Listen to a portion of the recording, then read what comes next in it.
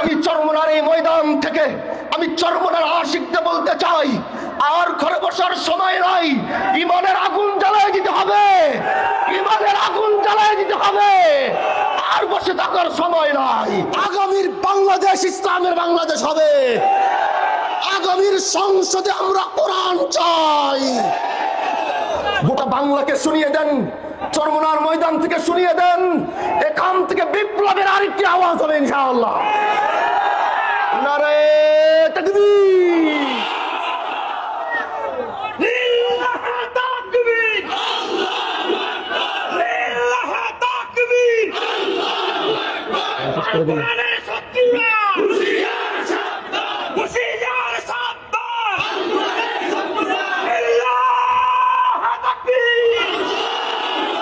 গত 2 দিন ধরে দেখছি আমার দেশে, আমার এই বাংলাদেশে, আমার দেশে একজন বাউলের জন্য কত মানুষের দরদ। একজন বাউলের জন্য যে আল্লাহর শানে কটূক্তি করেছে, যে আল্লাহর শানে কটূক্তি করেছে, তার শাস্তি মৃত্যুদণ্ড ছাড়া আর কিছু হতে পারে না।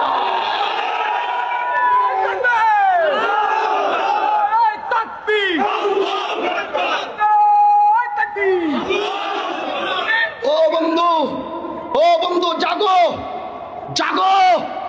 যেই বাংলায় আল্লাহকে কটূক্তি করার পরে কিছু মানুষ সেটাকে সমর্থন করে, সেই বাংলা আমরা দেখতে চাই না, সেই বাংলা আমরা রাখতেও চাই না। আল্লাহর শানে কটূক্তি করার পরে গোটা দেশ, গোটা অঞ্চলে আগুন জ্বালিয়ে দিতে হবে, ওর বিচার না হওয়া পর্যন্ত। চরমনার ময়দান থেকে বলছি, এনসিপি সহ বাংলাদেশের অনেক রাজনৈতিক দলকে দেখেছি মায়া বেড়েছে। আল্লাহর শানে কটূক্তি করার পরে যার দিলে মায়া হয়, ও মুসলমান হতে পারে না, ও মুনাফিক ও কাফের। সেটা যেই হবে, সেটা যেই হবে, সেটা যেই হবে, সেই মুনাফিক হবে। আল্লাহর শানে কটূক্তি করার পরে যার মায়া হবে, ও কাফের, ওর মধ্যে ঈমান থাকতে পারে না। ও বন্ধু আমার, এজন্য মুহাম্মাদের দেওয়া সেই আমানত, মুহাম্মদুর রাসূলুল্লাহ রেখে যাওয়া সেই সুন্নাত আমাদেরকে জিন্দা করতে হবে। আল্লাহর নবীর রেখে যাওয়া আমানত আমাদেরকে রক্ষা করতে হবে। নবীর পরে সাহাবায়ে কেরাম রক্ষা করেছে, তারপরে তাবিঈনরা রক্ষা করেছে, তারপরে তাবিঈনরা রক্ষা করেছে, তারপরে আইম্মায়ে মুজতাহিদিনরা রক্ষা করেছে, তারপরে ইমামরা রক্ষা করেছে, তারপরে আলেমরা রক্ষা করছে। আগামীতে যদি চরমনায়ের পীর সহ বাংলার সমস্ত পীরকে রক্ষা করতে হয়, তারা জীবন দিয়ে মুহাম্মাদের দেওয়া সে আমানত রক্ষা করবে।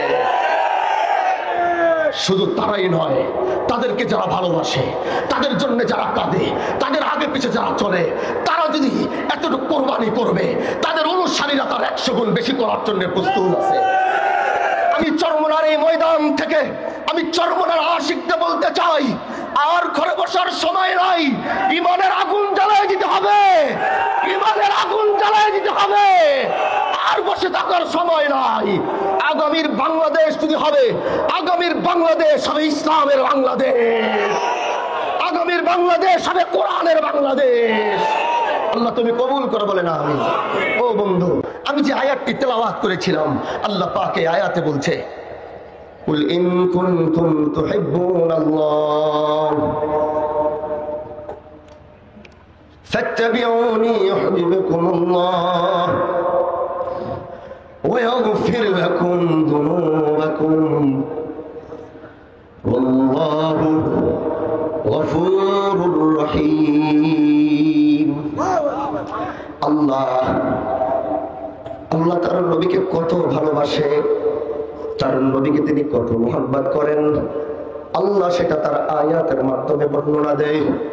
আল্লাহ সেটা তার কোরআনের মাধ্যমে বর্ণনা দেয়।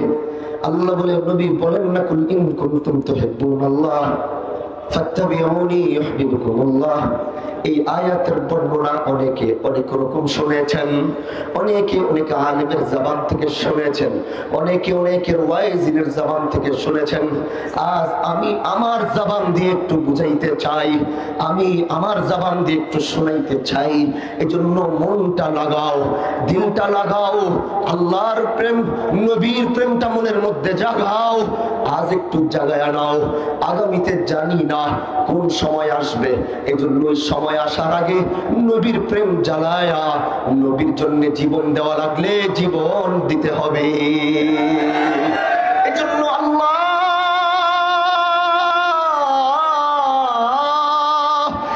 পাক কোরআনের আয়াতের মধ্যে বলে, ও নবী আপনি বলেন না, যারা আল্লাহকে পেতে চায়, যারা আল্লাহর ভালোবাসা নিতে চায়, তারা যেন তাদের প্রথম ভালোবাসা আপনাকে দেয়। তারা আল্লাহকে যারা পেতে চায়, আল্লাহর মোহাব্বত যারা করতে চায়, তারা যেন আপনাকে আগেই মোহাব্বত করে। কিন্তু আমার প্রশ্ন হলো, আল্লাহ जिसने आसमान बनाया, जिसने जमीन भी बनाया, जिसने कुल कायनात बनाया, আল্লাহ কেন তার দিকে ইশারা না করে, আল্লাহ কেন তার মাহবুবের দিকে ইশারা করলো? যদি হয়তো আগে আল্লাহকে বাসার কথা, কিন্তু আল্লাহ নিজের দিকে না নিয়ে সরকারে কায়নাত,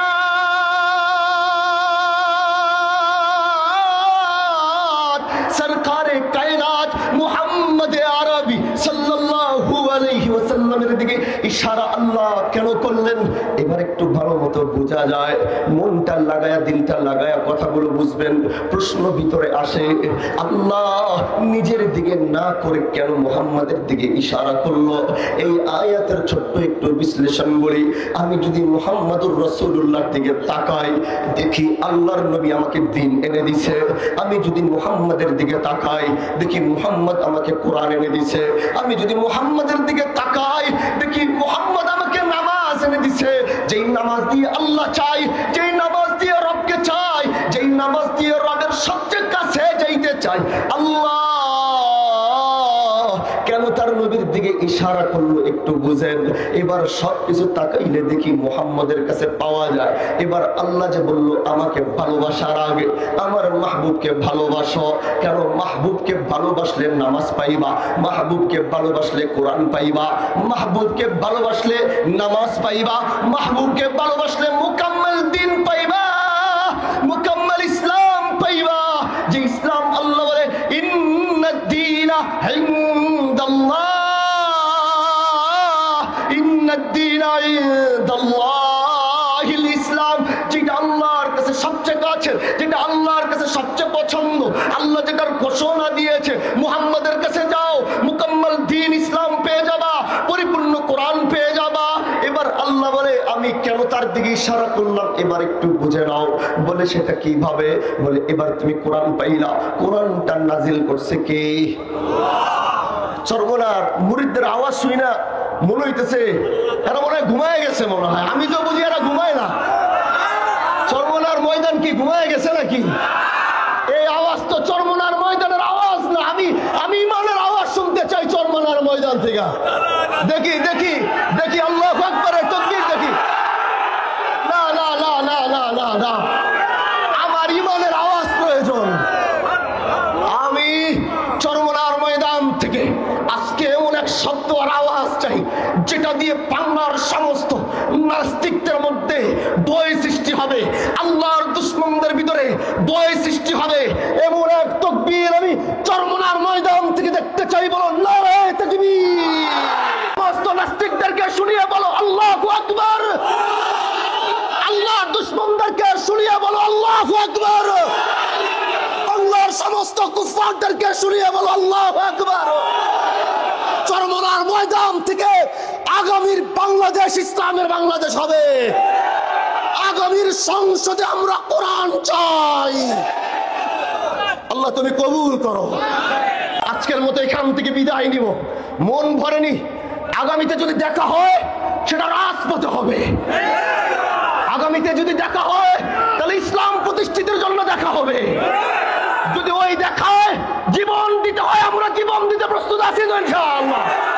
আগামীর বাংলাদেশে কোনো চাঁদাবাজির ঠাঁই হবে না। আগামীর বাংলাদেশে কোনো অন্যায়কারী ঠাঁই হবে না। আগামীর বাংলাদেশে কোনো মাদক বিক্রির ঠাঁই হবে না। আগামীর বাংলাদেশ আমরা জীবন দিয়ে করব। 55 বছরে যা করতে পারে না আমরা তা করে দেখাবো।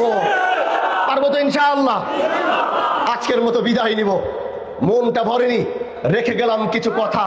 আবার যদি বেঁচে থাকি আবার আপনাদের সাথে দেখা হবে। আবার যদি বেঁচে থাকি আবার আপনাদের সাথে কথা হবে। সেই পর্যন্ত ও চরমোনায়ের আশিকিন মুহিব্বিনরা ভালো থাকবেন, সুস্থ থাকবেন। নাসরুম মিনাল্লাহ ওয়া ফাতহুন করিব ওয়া বাশশিরিল মুমিনিন। আসসালামু আলাইকুম ওয়া রাহমাতুল্লাহি ওয়া বারাকাতুহু।